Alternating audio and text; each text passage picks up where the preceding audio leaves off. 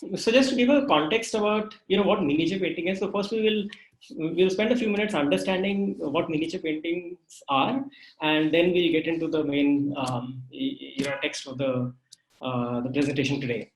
And to frame this conversation, just to so that it's easier for us to understand, there are a few questions that we put together, and we'll try to answer those. So the first question is, when were miniature paintings made and where? So they were predominantly made in 4 different places. There were 4 different schools of miniature painting. So there was the Mughal school, the Pahadi school, the Rajput school, and the Deccani school. And these schools that you see on the top left. So on the top left, there are 3, which is the Mughal school, which was Agra, Lahore, Delhi, and some adjoining areas. Pahadi was mostly Himachal Pradesh. And Rajput school was Rajasthan, and Deccani was Ahmednagar, Bijapur, Golconda. And these paintings were done between the 16th and 19th century. And what you see on the right side are some examples from these 4 schools. And we'll look at them in a little more detail. So let's go on to the next question. What was the format of these paintings? Predominantly in the beginning, these paintings used to come as illustrations in books. So here is one example of a book which is the text of Khamsa of Nizami. Nizami was a Persian poet, and this is this is a copy of his book, and there are illustrations in this. The illustration that you see on the right is part of the book, which talks about Laila and Majnu, and there is Majnu depicted here. So anyway, so that's a illustration so initially the illustrations were part of books, and here is another book in which there are illustrations. There were loose folios, there were single folios which were made into sets of paintings. So here there are some Ragmala paintings from Sirohi. And these sets of paintings there could be Ragmala paintings, they could be Baramasa paintings, these could be Dashavatara paintings, and so on. And lastly, they could just be single pictures. They could just be pretty pictures that were made as single pictures. On the left, we see Adil Shah. On the right, we see Nur Jahan with a portrait of Jahangir. So it's an interesting picture-in-picture kind of thing. The next question is, what themes were painted? And this is an important one. Initially, again during Akbar's time, when all this started in about 1550s, 1560s, the focus was on illustrating stories, and Akbar liked to illustrate stories and hear them out. So there was some focus on creating stories, books of stories, and we see 2 examples here. Then there were histories that were being painted. On the left is Akbarnama, and on the right is Padshah-nama. So these were histories, the court histories of the time. One is of Akbar's time, the other one is of Shah Jahan's time. There were portraits, obviously, that were painted. And this is a portrait of Jahangir that was painted in 1615s or something like that. No, actually 1605, if I'm not mistaken, or early 16s. And I think this is something that Syed will also talk about. This is again another portrait of Adil Shah. So portrait was definitely done at that time. Devotional texts were painted. This is Bhagavad Purana text from the Pahadi region. Epics were painted. This is translation of Mahabharata, the Harivamsha part of Mahabharata, which was rendered which is translated into Persian and then painted during Akbar's time. Classical texts like Geet Govinda or Baramasa, they were also painted. So these are some paintings from the Rajput area. From the left one is from Mewar, and the right one is from Bundi. Another thing is, what did these patrons do with the paintings or illustrated books?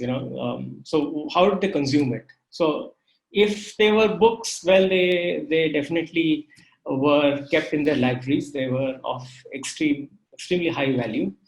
And then these books were gifted to ambassadors to different kings and emperors of different regions. They were also gifted to holy men, as we see in this example. Jahangir is giving books to sheikhs. They were gifted to family members. Like these paintings were part of a album which was gifted by Dara Shikoh. Dara Shikoh was son of Shah Jahan, and he gifted this album of paintings to his wife. And then obviously, books were used for quiet contemplation, as we see in these examples here. I mean, in the Islamic rulers and the Islamic world, there was a lot of respect for books. So we see some examples of how these books were consumed at that time. And we are talking about the 16th and 16th, 17th, 18th centuries, about 400 years from now. And of course, the sheer joy of looking at pictures, as we see in this painting. This is a Pahadi painting where we see Balwant Singh. He's looking at a painting of possibly Krishna, and behind him is the painter Nainsu, who is possibly taking Balwant Singh through the painting that he's just done. So this gives us an idea of who the patrons were, what they do, what was the themes. Now, one question that we all might have is the concept that we have of painters and artists is that they use the easel, they stand and they paint. But how did our artists here do the same thing? No, so they did not use the easel. They did not stand. So the artists used to sit on the floor. They would raise one knee, put a hardboard on it, put a paper on it, and they would paint. And what we see here is on the left is the artist called Daulat, and on the right is calligrapher. And the interesting and important aspect to understand here is it was not an individual effort. It was not only the painter or the artist who was painting, but because they were doing a lot of book illustration. There was also a calligrapher who was there, as part of the project, and they would collaborate together to create something, as we see in this example. So with this as a quick introduction of what miniature paintings are, I'll hand it over to Syed to take us through the first section of the next our main presentation. So over to you, Syed. I'll just stop sharing my screen. Thank you, Nimish. So very quickly, I'll share my screen.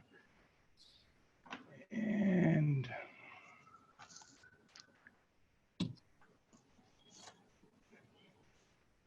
is it clear?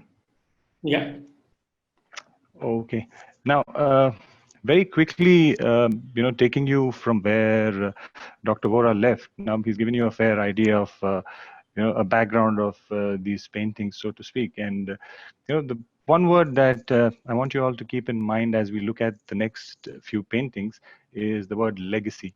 So the dictionary defines it as a bequest, anything handed down from the past as from an ancestor to a predecessor. So, having understood the concept, the idea of legacy, move on to the next slide. Now, this is a slide I put in to, bring into perspective the contributions of, the first five Mughals, and seeing their legacy and what they are remembered for.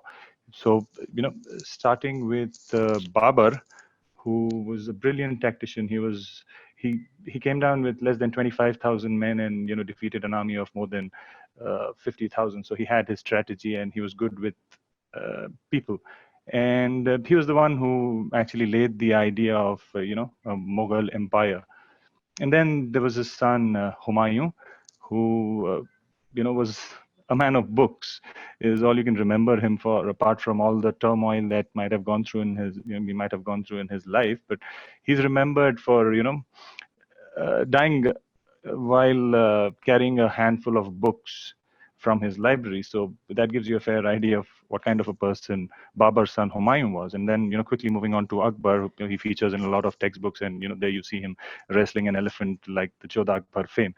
And then we'll come on to Jahangir, and the legacy of Jahangir is, of course, what we will discuss today. And it's arts mostly, mind you, not architecture, because his son Shah Jahan, made the Taj Mahal, and architecture is his legacy alone. So, having understood these early Mughals, we'll very quickly zoom into one particular period, and this is a period, of the early 1600s. And the person in focus is obviously Jahangir. And we look at three paintings by one artist, Abul Hassan.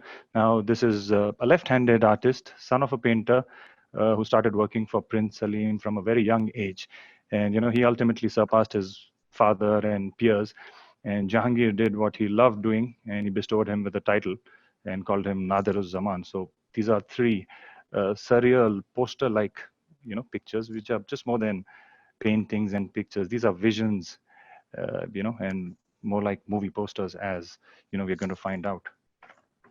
So, and how do we know that our friend Abul Hassan was left-handed? Again, this is another painting of the same period, where you can see Abul Hassan sitting, and as Dr. Vohra said, kneeling against his knee and making a portrait. So there we are. Now, again, like I said, you'll have to keep in mind, that these are more like movie posters, as we understand. They're telling a tale from start to end, these paintings. Great.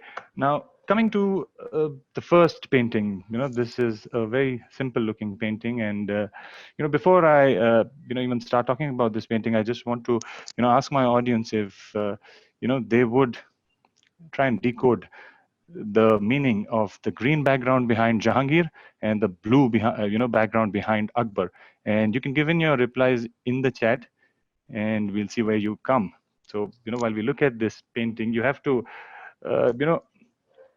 again, like I said, through these pictures, we'll try and reveal to you the state of mind of the subject, and sort of peep into Jahangir's thoughts. So here is a picture of Jahangir holding a picture of his father, sort of symbolically offering him the world. And now, Mughal inheritance is something that started from Akbar to Jahangir, and it took a bloody form as it went into Jahangir's other children and as it grew.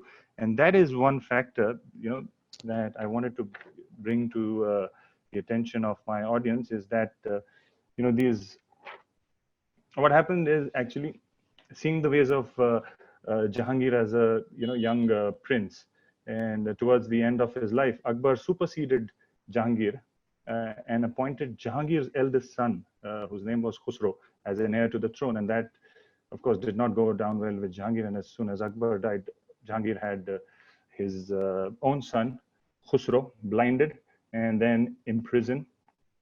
And moving on from that picture, I'll just come back to that. You'll have to get an idea of Jahangir's sort of frame of mind. Now, this is a picture sometime in the early 1600s, and this is Jahangir enthroned. He's not even Jahangir then, he's Salim. He's Salim from the Mughal-e-Azam fame. So this is the guy having himself painted enthroned even when his father, the emperor, is alive. So that could amount to treason, but Jahangir, being the spoiled brat he was, did it even when his father was alive. And obviously Akbar wasn't happy. And here in the second picture, you can see how he's captured his son, Khusro Mirza, who's also wearing the same green as he is, sort of showing the link between the two, and the picture in between, and you have the beautiful architecture in the background.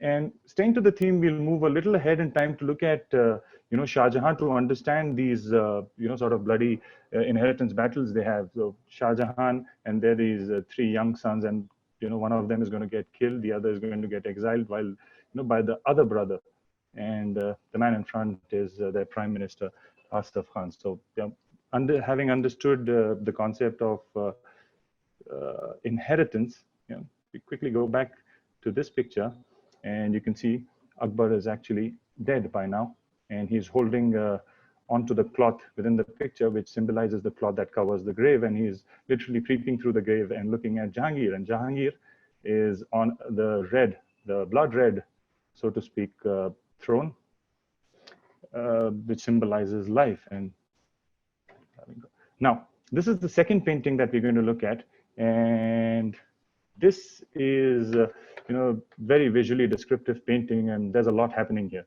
And Jahangir was consumed by the idea of divine kingship, like King Solomon, and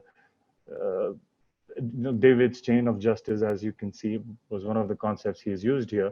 And he had his own chain made, which extended up to his window. So anyone who was seeking justice could come to the fort and ring that bell for justice. And here you can see it connecting to the foundations of the justice Jahangir thought he had, brought to the land. And looking below Jahangir, you can see Jahangir shooting arrows at a negative sort of a figure that is called the leader. And Jahangir, with his arrows of generosity, is sort of shooting in the eye of poverty. So this is a poster that shows Jahangir as a strong, generous, just, and divinely appointed ruler. And we'll look at the divinely appointed part. Now, if you look at the little character that is seated below, Jahangir is Manu. And that's Manu on his fish, and Manu is pointing towards a scripture. So there he is again showing that he is divinely appointed, and that also shows his legitimacy, because you have to look at the fact that Jahangir's mother was a Rajput princess, and Jahangir was aware of these ideas when he had these painted. Now, this is the third and one of the favorite ones that we have here. If the others were of the Mughal-e-Azam, then you can call this movie poster Badlapur. And why we call it Badlapur is, again, there are a lot of things happening in this picture. You can see a person's head on a spear, and Jahangir shooting arrows through it, and then there's a chain of justice and a balance sort of hanging there, and then Jahangir is on a globe, on a bull, and a fish. And what does that mean? See, here you'll get to look at a very early, sort of 12th century picture on the right, which shows a similar bull and the earth and a fish holding it in place. Now, these were older ideas of cosmology and astronomy, and how they thought planets and stars were held in place. So Jahangir is quite educated. So this proves that Jahangir and his studio were well aware of classical concepts, so to speak. Being wherever they were. Looking at the globe, the details show all shikar animals of the subcontinent. You have a lion, you have a tiger, you have some birds, you have the black buck. So these were typical shikar animals that Jahangir so loved killing. And he was also, again, the other side of Jahangir was that he was a keen naturalist. Now, before we move on to the next part, mild viewer discretion advice. We're going to look at the subject of the gory cut head that Jahangir had, and the one on the left, as you can see, is it's of an African sold into slavery by his father due to poverty at a very young age, and he arrived at the coast of Gujarat somewhere there, and then he was transported into India, and then he eventually won his freedom, became a soldier, and then moved on to become the regent and eventually rule the kingdom of Ahmednagar in modern day Maharashtra. And he also sort of founded the city of Aurangabad. Jahangir looked at him as one of his shikar animals, as an animal that he would so love to see with see his head severed. But in reality, what you see on the right is Malik Ambar, showing how he was in reality. Now, this was a guy who had set up a kingdom that Akbar or Jahangir, could not defeat throughout his whole life. So that was an unfulfilled desire of Jahangir, was to kill, Malik Ambar. As you can see, Malik Ambar has flourished. He's, he's looking healthy there. And as a matter of fact, he lived longer than a couple of years, longer than Jahangir. So, and Jahangir in his memoirs never refers to, Malik Ambar by his name. He calls him, the wretch. He calls him cursed fellow, Habshi, Black Ambar. So you can understand how, irritated and pissed Jahangir was with Ambar, but he couldn't do anything about it.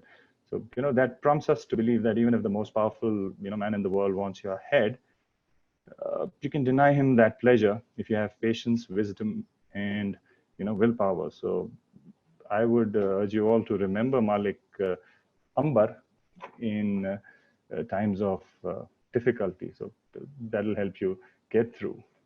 There you are. So over to Dr. Vohra again. I think I took a little more time there, but I think I'm almost there. No, you are fine. Syed, I think I'm going to take more time. But All the best. let's see. Okay, so let me share my screen.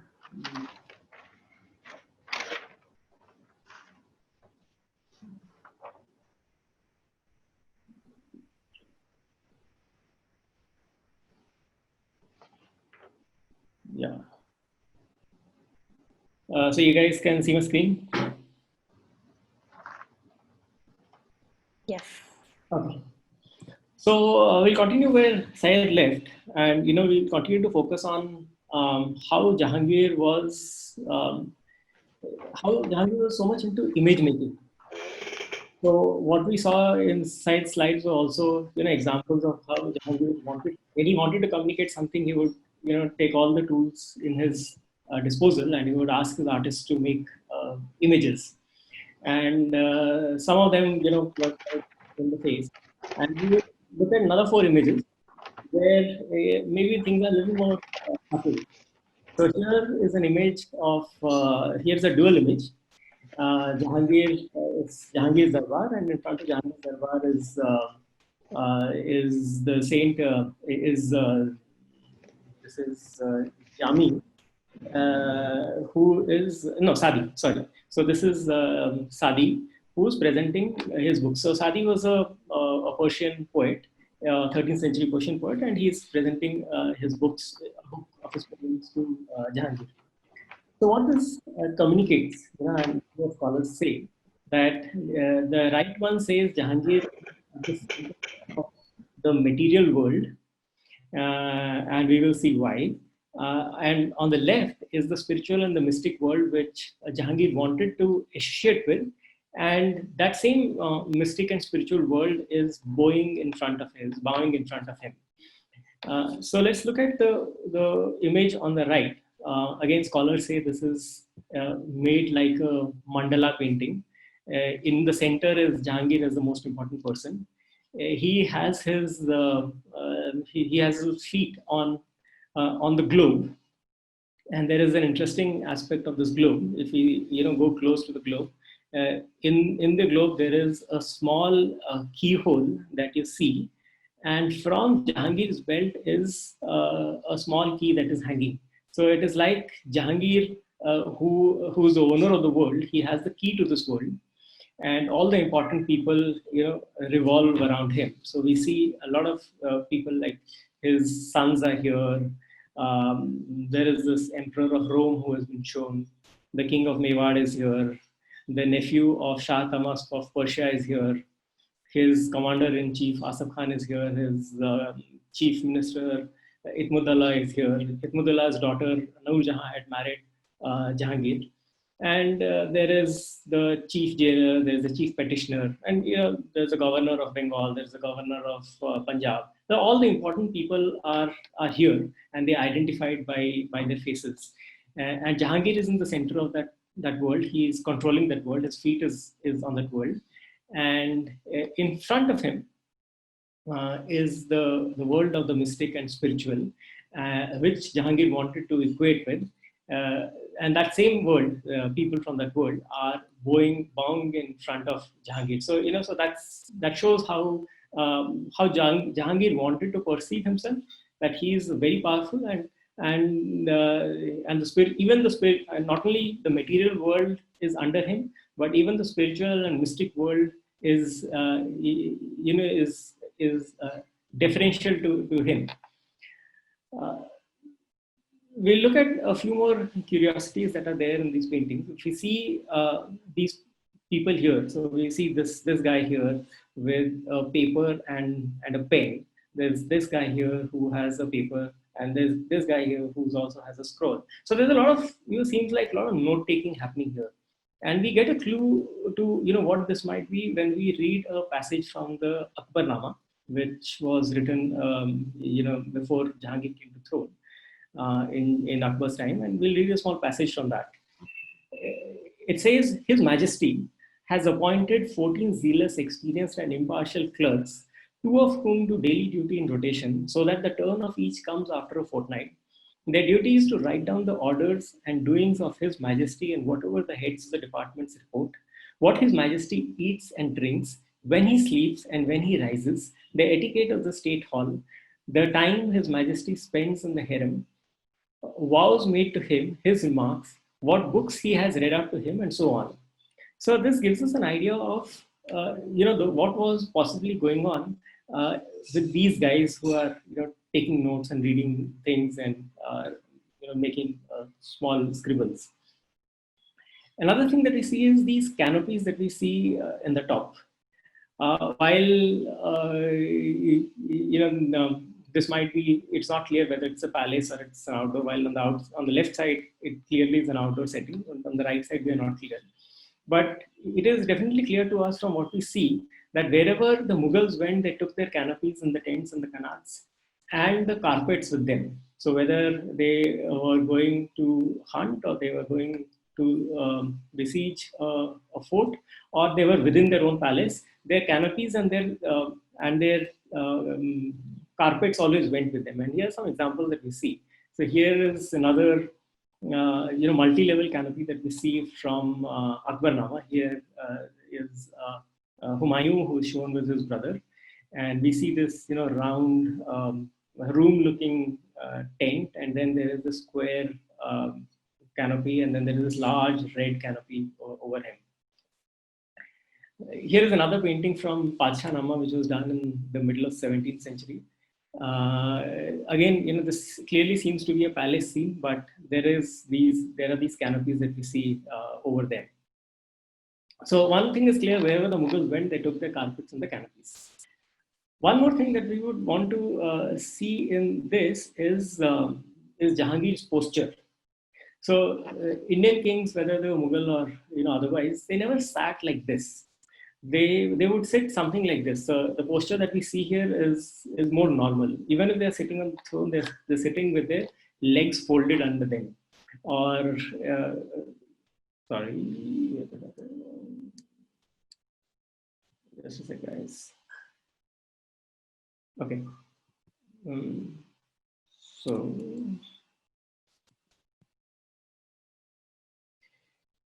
yeah. So or if we see this painting where we see the Pahadi ruler, he's also not, his legs are not hanging down from the throne that he's sitting on, but he's either sitting in a Vajrasana or a Padmasana, and that really was how emperors and kings used to sit. But what we see here is the imagery that has been taken from the Western. So there is some influence of the Western imagery that must be coming into the courts at that time. So the artist has shown it like that. We'll move on to another painting. Again, this we'll see how image making is to the fore and how Jahangir wants to communicate certain things. So this painting is called the allegorical representation of Jahangir and Shah Abbas. To understand, this, we just need to know a little bit of history. While Mughals were ruling the subcontinent, on the to the left, to the west, was the Safavid dynasty, and at that time, when Jahangir was in India, was ruling the Mughal Empire, the Safavid dynasty was ruled by Shah Abbas, and the point of contention between the two was the fort of Kandahar, which was somewhere around here. And possibly the name Kandahar comes from, Kandahar right now is in Afghanistan, and the name possibly comes from Gandhar, which is currently in Pakistan. And it's said that Gandhari of Mahabharata came from Gandhar. That's a tidbit. So, coming back to the context, so this fort of Kandahar, which was very crucial to both of them, was their bone of contention. So obviously Jahangir was, fretting about the court, fretting about Kandahar, and he writes that one night in his sleep, he got a dream. He got a dream that he saw Shah Abbas in a well of light, and he asked his painter Abul Hassan, the painter that Syed referred to, he asked his painter Abul Hassan to paint that picture. And here is what Abul Hassan came up with. He showed Jahangir and Shah Abbas. They are embracing each other as friends. Jahangir used to refer to to Shah Abbas as his brother, and they are embracing each other. They are kind of ruling the world together, and the world is so peaceful that the sheep and the lion, there is no animosity between the two. So that is what the artist at one level has painted. But at another level, there's so much of subtext in it, because if we see, clearly Shah Abbas of Persia, he has been shown as kind of a junior partner. He's shown as meek.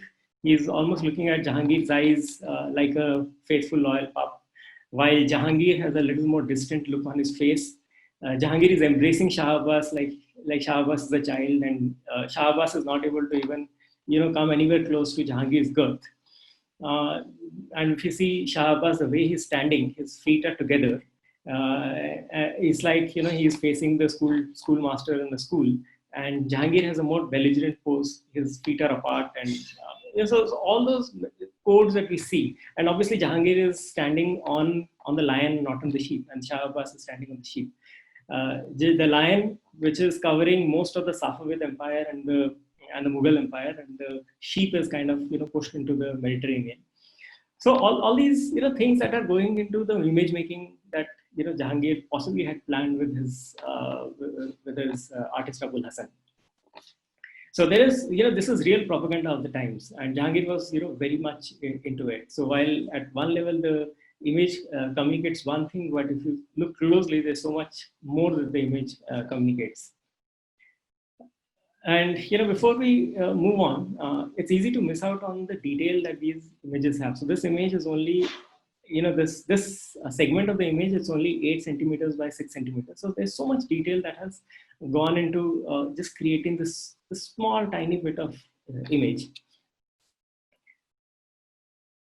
So from here we will just look at another such painting, and this is again Jahangir hosting Shah Abbas.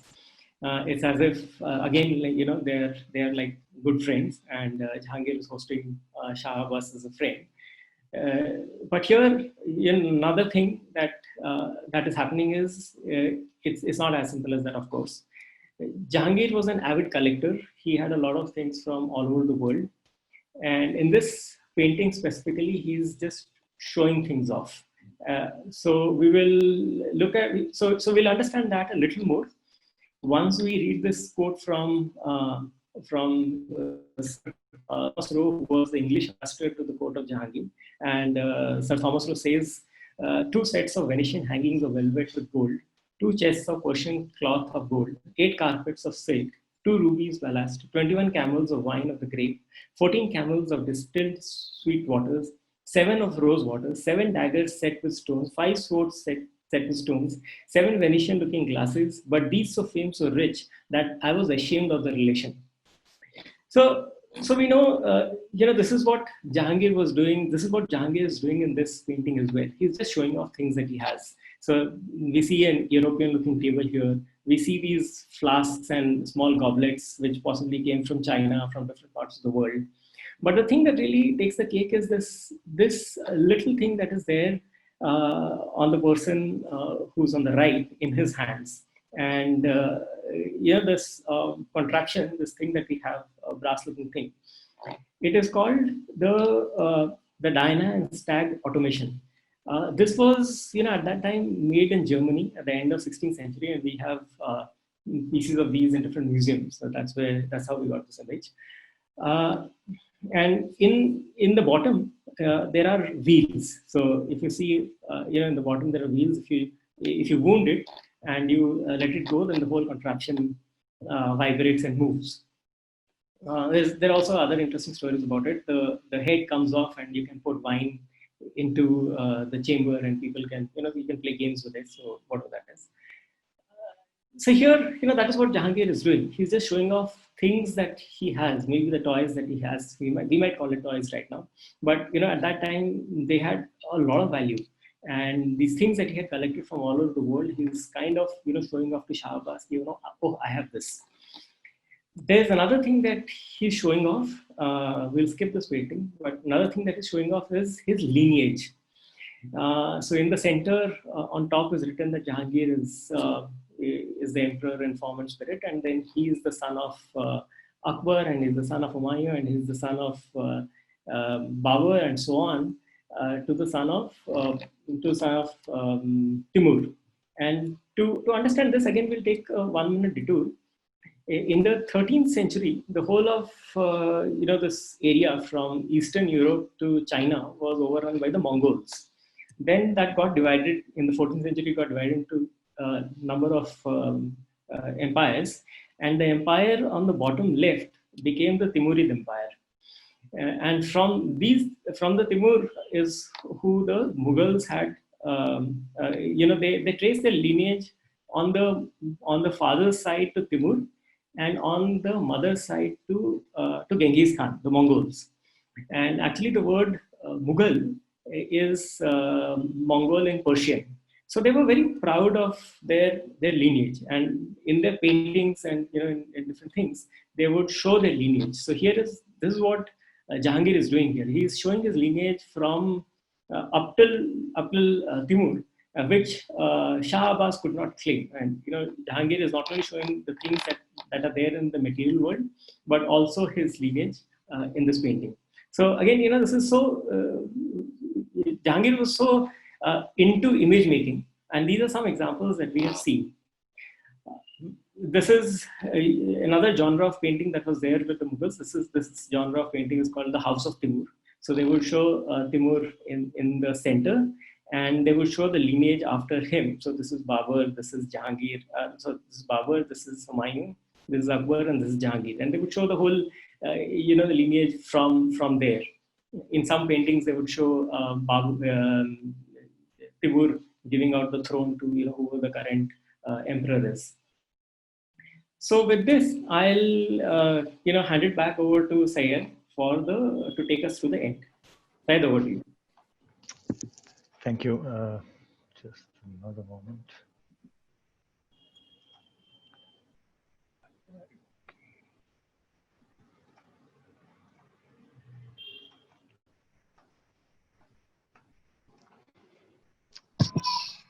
There you are. Well, now this is a painting that was on the walls of the coffee lounge from the time it started. So this is the sort of the painting that led to this whole discussion and this deep dive, the digging of Jahangir's story.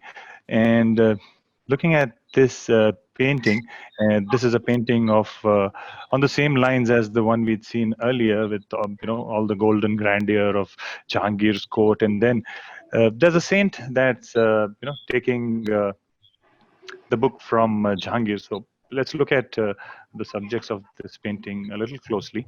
So the person on the left is a guy named Hussain Jami, and we'll come back to Hussain Jami.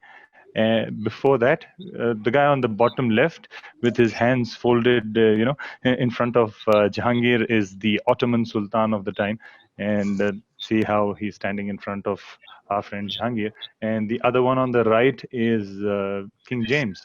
And King James in European paintings is usually depicted with his hand on the sword, or any king is depicted with their hands on the sword. But here you see that King James, in the presence of Jahangir, is easing the grip on his sword and sort of leaving it. So that tells you what a grand the court Jahangir's was, and how King James must have felt in his presence. And now coming back to our friend Hussain Jami. Now, if you look at this picture here, he's receiving a book inside on a pashmina shawl. He's not even touching the hands of the emperor.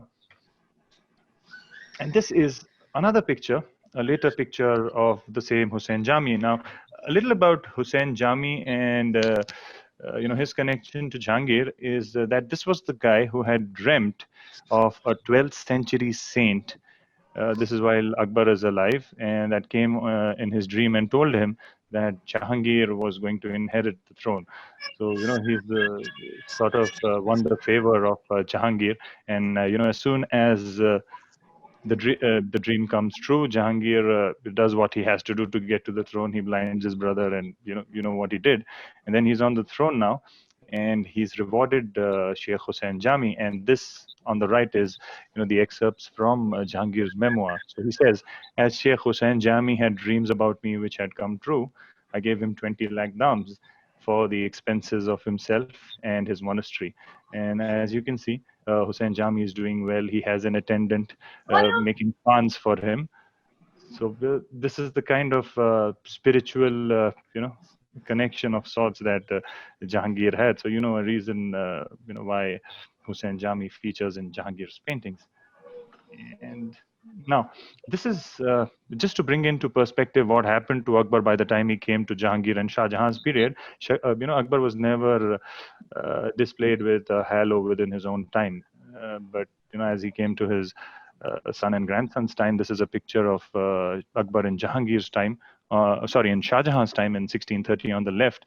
There's nothing much to show because Akbar, spent most of his time doing things, and he was a good administrator, and that is, shown in this picture. There's just nothing to, tell about Akbar. It's all done. So there's just peace. There's the lion and the sheep symbolizing peace. And what's interesting to look at is the pictures on the right. Now, the picture at the bottom, which is a younger Akbar, is made in 1630. But the one which is the older Akbar is made earlier. So Akbar was older in 1605, and by the time he came to 1630, he became younger. And you can see how they used the same image from a studio to depict Akbar's expression. Now, coming back to tying you back to the question that I had asked in the beginning, in that simple-looking Akbar and Jahangir painting, there was, Akbar looking from the grave, and that was symbolized, like I told, by the dark blue behind, and the background of Jahangir in that picture was green, symbolizing life. So this is just an idea on the anatomy. And now, this far right is a picture of Jahangir that he had made, and you'll get an idea of where they got their influence from. Sort of being displayed as represented as deities on thrones. The canopy is still there on the right, and the one in the center is one from the Ramayana, and the other one is also an old drawing from the Ramayana. So you can see how they got their ideas of.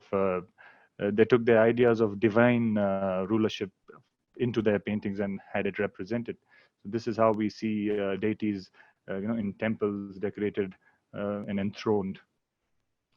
Now, coming towards the sort of closure of our discussion is this odd-looking picture. Now, the one on the left is one made in 1610, and this is of a courtier named Inayat Khan. And this is after he has received royal gifts, a sword, and embroidered cloth, as you can see, and how he's holding it close to his chest, and he's posing for a state picture. And the one to the right is a drawing of his made 8 years later, when this Inayat Khan, came to Jahangir to, bid farewell. You couldn't leave the city without saying goodbye to the king. Otherwise, the king thought that you were going to come back and fight him. So basically, you had to say your farewell to the king, and he comes to say his goodbyes, and Jahangir stops him and has one of his painters quickly make a picture of him in the uncomfortable sort of a position he was, and he was meek and he was about to die. So this is the picture of a dying Inayat Khan. Now, what prompted Jahangir to do this could be his interest in oddities, or it could be a sort of a prophecy of his own personal troubles and what was about to follow in the future. Now, how Inayat Khan came into this condition was that he, had a lot of wine and a lot of opium, and he might have even shared, his cup with, he might have even had drinks with Jahangir. So, if you imagine, so you can understand what has happened to Inayat Khan and what has prompted our friend Jahangir to get worried and sort of draw a picture of, uh, you know, his Hampiala sort of dying, someone who he may have drank with. Now, staying, with one question that we had, touched in the beginning was that Jahangir never made any architecture. The reason why Jahangir did not make too much of architecture, did not make any monuments, because he didn't move too much. Now, not moving too much was because he had no reason to fight. There was a stable kingdom and an empire. But the other reason also was Jahangir's own vices and his inclination towards wine, opium, and then, mixing them both. But the picture in question is the only architecture that he ever built in his life, the only monument he ever built. And this monument is the Begum Shahi Mosque. Where this is in Lahore. And who was this made for? Was, it was made in the honor of his Rajput Hindu mother, Maryam Uz-Zamani, also, popularly and more recently known as Jodhabai. So he's quite a character, friend Jahangir. And now coming to the end of it, now this is a picture of Jahangir. Unlike any of the other pictures we may have seen, this is Jahangir in a more realistic, sort of avatar. And this painting, as you see, has never made the light of day because it wasn't as bright and as colorful as, Jahangir's own imagination. And now, because we started with legacies, and the fact was, like I mentioned, Jahangir eventually declined and died due to one of the reasons was opium and wine. And as you can see, this is him. Just a second, there you are. So, sorry, just a minute.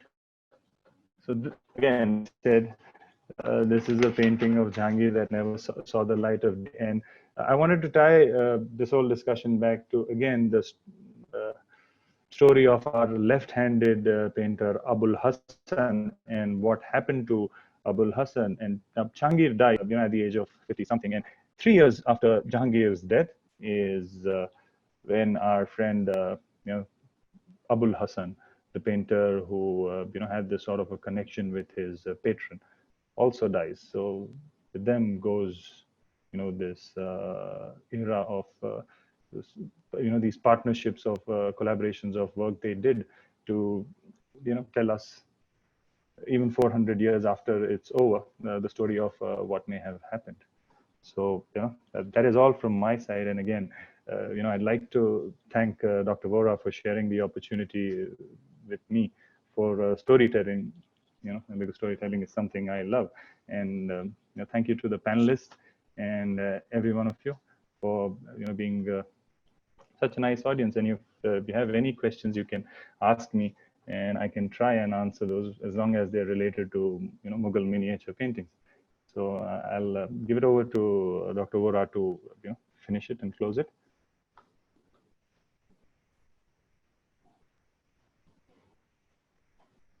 Nimish, you're on mute. Yeah, sorry. No, I said we are good. So if there are any questions, we could possibly take some questions.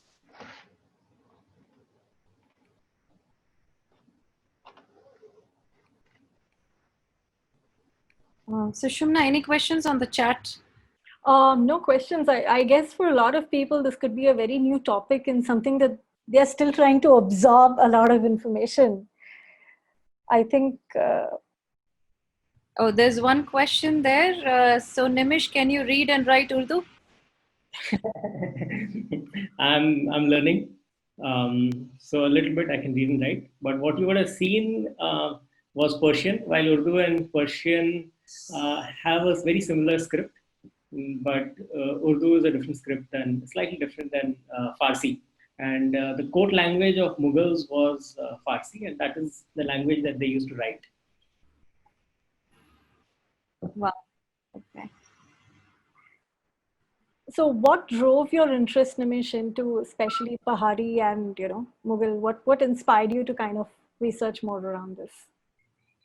That's a very formal question, but okay, fine. I'll try and answer. No, I guess Pahadi and Rajput painting, they are a lot more closer to the Indian tradition. I wanted to research that. So that's where I went. And did you paint the one behind you? I did. Okay. What does it represent? That's on another day. Another day. Okay. Yeah, I guess there is one question from Abrajit, and there is something on the chat. Maybe we can take one or two. So Abhijit has a question. Can you please brief the concept of chain of justice? So I'll let Syed answer that, because that was there in his painting.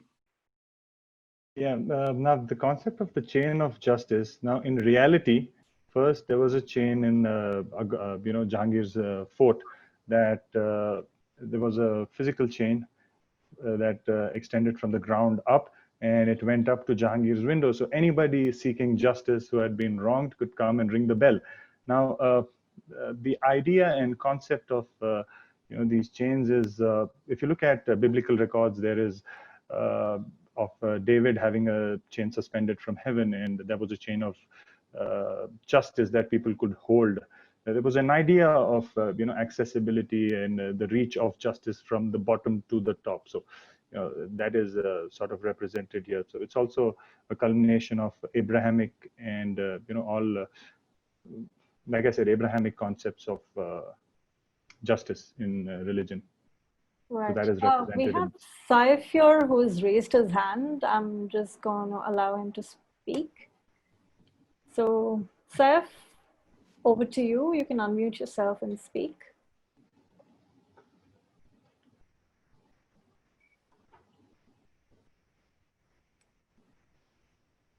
Yes, Saif.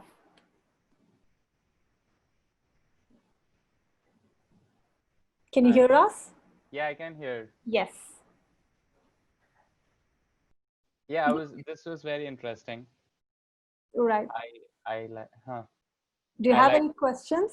I don't have any question. I just said amazing on the comment box. So I like this session. It is wonderful. Thank you. Thank you so much, sir. There's something on the chat window. Yeah, looking at that, Tanya. So one, there's a question why some of these paintings have a floral border, broader floral border. So let me answer that. See, many of the manuscripts that the Mughals used to paint, they always had a large floral border, and this would be done in gold. In the initial paintings, they left it blank. So let's say you have a open book. In the center of the book, towards the center, there would be two paintings or one painting, and on the side there would be a border. It's like framing a picture. So there is a picture and there is a picture around it, and they would put floral borders, and after that they started putting landscapes like jungles and animals on it. But interestingly, the floral borders that you see here, they were not made by the Mughals. They were made by the Iranians. They were made by the Persians. Because the two paintings in which you saw those, they were looted by Nadir Shah when he came to Delhi to loot Delhi. So he not only took the Peacock Throne and Kohinoor and other things, but he also took these paintings with him. And so these floral borders were actually done in the 18th century in Persia. But that was something that, whether the Persians or the Mughals, they used to put floral borders around the paintings, something like a frame. Right. Another question here is, do we see any difference in styles of painting for Hindu Indian rulers versus the Mughal rulers we learned about? So there is, I think there is a fair bit of differences. So and it also depends on who the patron was. So some patrons wanted more Indian elements. I mean, I don't know whether they really wanted more Indian elements, but in some of the paintings of some regions like Bundi and Kota, we see they are much more. They have a lot more Indian elements as part of it.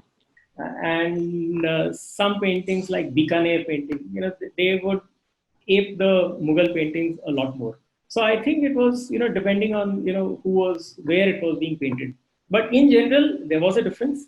And the Mughals painted in a very different style because they had a lot of resources with them. They had a lot of artists with them, and they could really do really expansive paintings. And the ones that were happening in other regions, they were a lot more simplistic.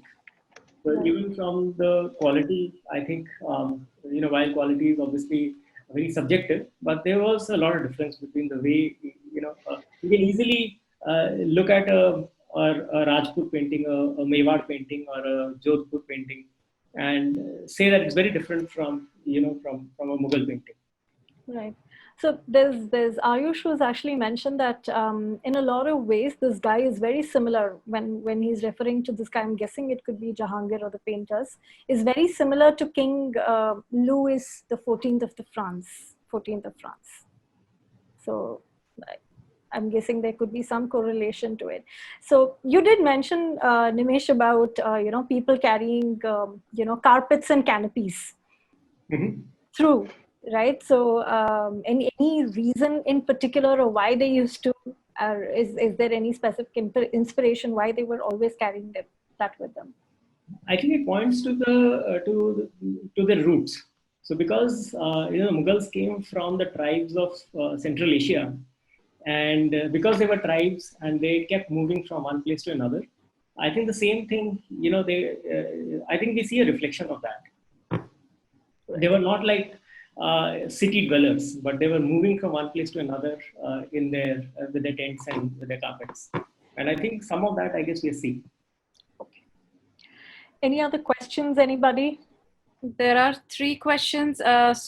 If guys are okay to extend, I'm fine. As long as Nimish is okay to answer.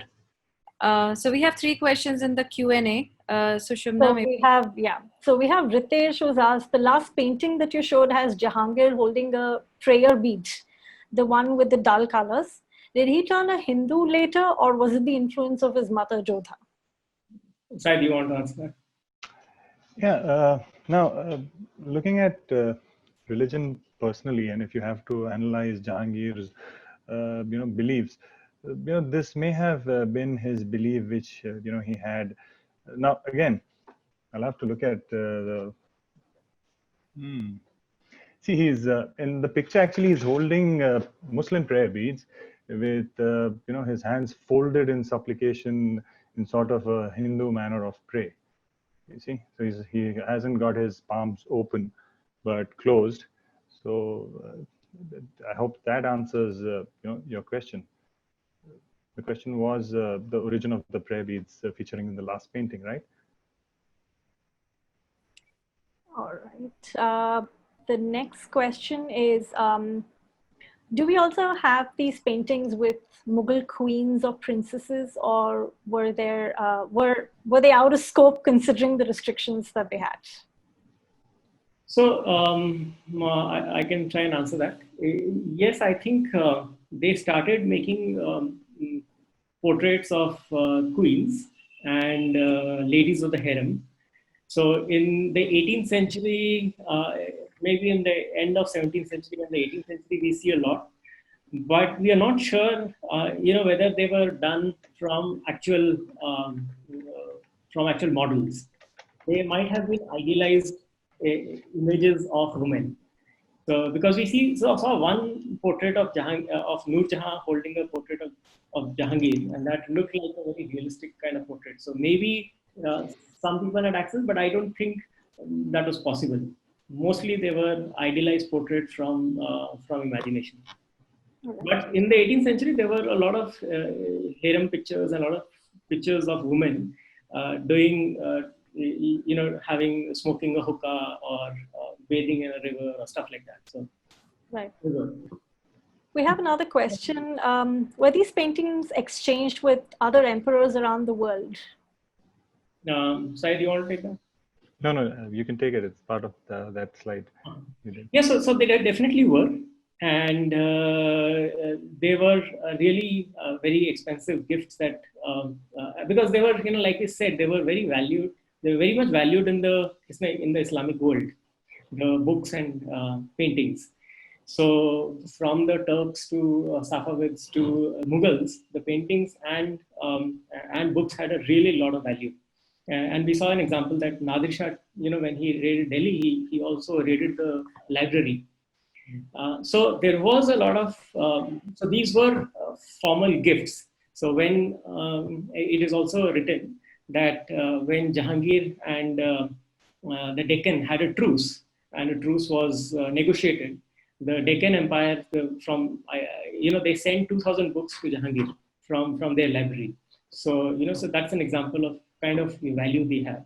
And just another tidbit, when the Britishers took over the Imperial Library in Delhi, so they got 30,000 books, and now they are in possibly the British Library. Right.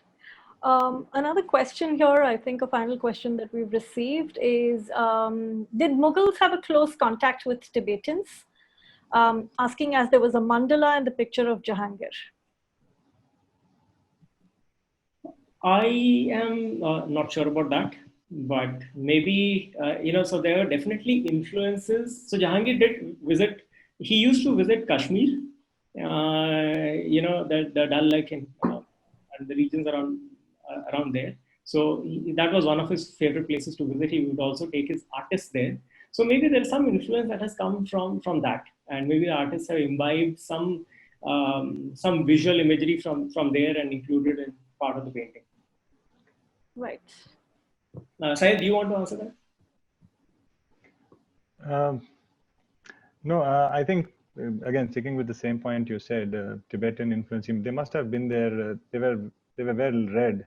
They had seen arts and motifs and literature around them, and they were reading all these things. Even if Jahangir wasn't, his court was flourishing court. So yeah, he may have got his ideas of composing those pictures from Tibetan tankas of sorts. So you can never rule that out. Wonderful. Another question, was there any contribution of Aurangzeb as well to art? Should I take that? Yeah, please go ahead. The contributions of Aurangzeb to art were very little. He wasn't a very artistic person, and he didn't have those inclinations. He was a no-nonsense, get to the business sort of a person. So he spent most of his, time running around India, consolidating power, and it was during his time.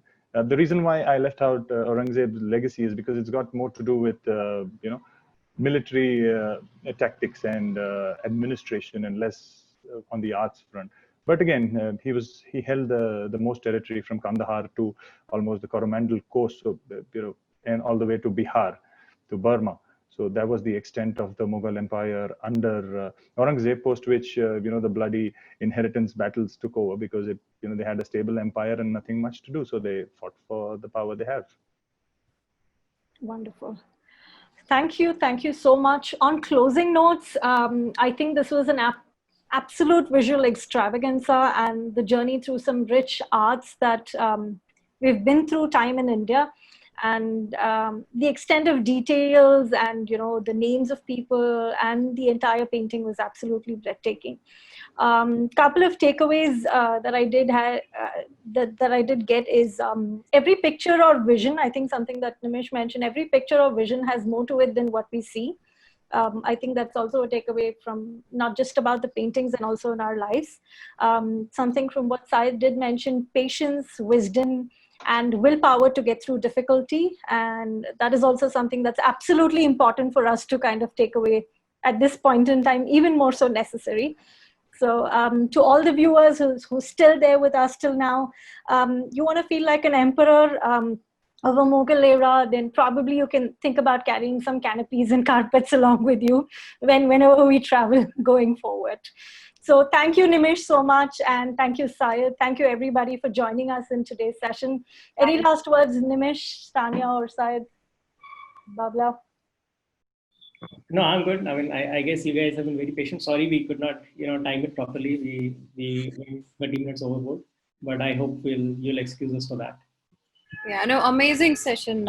Thanks, Nimish and Syed. I think this was something we have never really dwelled in. And now that we'll be able to see these paintings and decipher much more than we earlier what we used to. And I guess we should have already planned it for an hour with so much of information and that, we could have gathered here. But maybe we'll go for a part 2, a session 2, maybe sometimes down the line. Thank you so much. Sure, why not? And maybe other people will also contribute. Okay, thank you guys. Bye. Thank you. Thank you, Any everyone. questions, please route it to ThinkX, or you can write to these people directly as well to their IDs. Thank you very much. Thank you all once again.